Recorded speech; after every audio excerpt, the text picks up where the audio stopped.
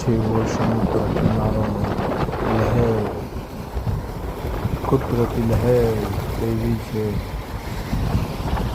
ગીર ગાયના ઘીની લહેર. ચાલો આપણે ગીર ગાયનું ઘી ખાઈએ, શરીરની અંદરના રોગો દૂર કરીએ, જેવા કે અશક્તિ, જેવી કે શરીરમાં થતી જાત જાતની તકલીફો, B12, અનેક રોગોથી પીડાતો વ્યક્તિ ને ગીર ગાયનું ઘી કંઈક તો ફાયદો કરશે. ઓકે.